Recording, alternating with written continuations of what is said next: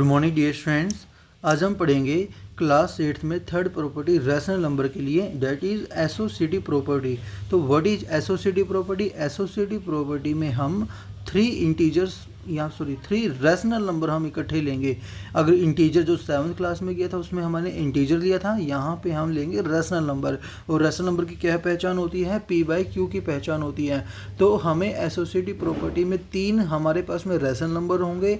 तो पहले हम एडिशन के लिए चेक करते हैं कि अगर हम 3 रैशनल नंबर का ऑर्डर होता है, जैसे हमने मान लीजिए इसमें जो ब्रैकेट लगाई हुई है, जैसे A B, ये लिखा हुआ ABCDEF, यहाँ पे भी ABCDEF लिखा हुआ है। पहले हमने इन दोनों को ऐड किया, जो रिजल्ट आएगा फिर उसके साथ ऐड करेंगे। इसमें हमने पहले इन दोनों को ऐड किया, जो रिजल्ट आएगा फिर उसके साथ ऐड करेंगे। तो हम देखेंगे कि क्या रिजल्ट हमारे पास जो आंसर आता है वो सेम आता है कि नहीं। बीच में जो ब्लैंक बॉक्स दे रखा है ये है कि अगर इक्वल आता तो इक्वल लगा देंगे, अगर नॉट इक्वल आता तो नॉट इक्वल लगा देंगे।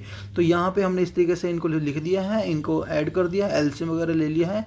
और इतना करने के बाद हमारे पास में जो रिजल्ट आता है वो है 51/30। 51/30 दोनों के लिए हमारे पास में सेम आया। सेम आया तो मतलब कि हम अगर 3 रैशनल नंबर को किसी भी ऑर्डर में हम ऐड करें तो हमारा आंसर सेम मिलेगा।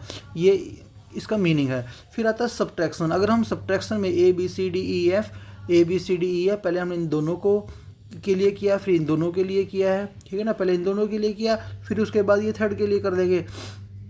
ऐसे ही इसमें पहले इन दोनों ब्रैकेट के लिए किया, जो आंसर आएगा फिर उसके लिए करेंगे। तो क्या हमारे पास में आंसर सेम आता है या नहीं?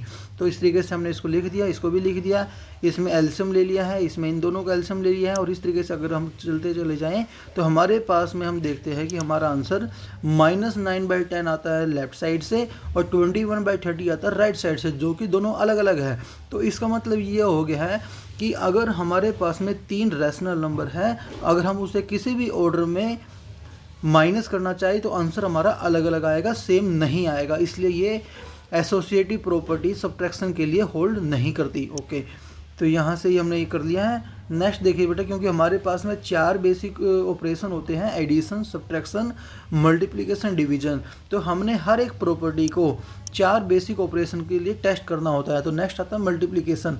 तो वही ABCDEF। अब मल्टीप्लिकेशन को ऑपरेशन देखना है तो मल्टीप्लिकेशन का साइन आएगा, यहाँ मल्टीप्लाई है, यहाँ पे भी, यहाँ पे भी, यहाँ पे भी। पहले हम इन दोनों को मल्टीप्लाई करेंगे, ओके। तो इस तरीके से बेटा पहले इन दोनों को करेंगे, फिर इसके साथ, फिर इसमें भी इन दोनों के साथ, फिर 2/5 है।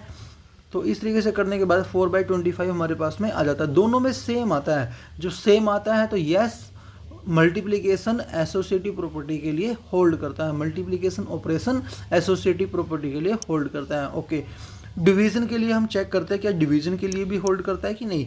वैसे सेम लिख लेने हैं नंबर्स को, मगर डिवाइड का साइन आएगा। ओके, तो इस तरीके से हमने इसको लिख लिया है डिवाइड के हिसाब से। देखो डिवाइड के बाद 3/6 लिखा हुआ है। तो ये क्वेश्चन करने का तरीका होता है कि डिवाइड को मल्टीपल में लिख दो और डिवाइड के बाद जो भी हमारे पास में फ्रैक्शन की फॉर्म में लिखा हुआ है उसको उल्टा कर देना है। 3/6 है, 6/3 लिख देना। ऐसे ही सेम यहाँ पे 4/5 है तो 5/4 लिख देना। ये करने के तरीके होते हैं। तो इस तरीके से हम देखते हैं कि ए लेफ्ट साइड से 1 आया है, राइट साइड से 16/25 आया है। तो डैट मीन्स कि हमारी लेफ्ट साइड राइट साइड के इक्वल नहीं है।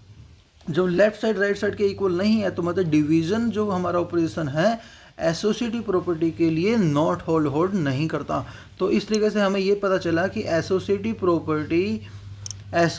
Property for rational number hold for adding and multiplication. Addition और मल्टीप्लिकेशन को होल्ड करता है but not hold subtraction, division को होल्ड नहीं करता। ओके, यहाँ तक हो चुकी है associative property. Thank you so much students.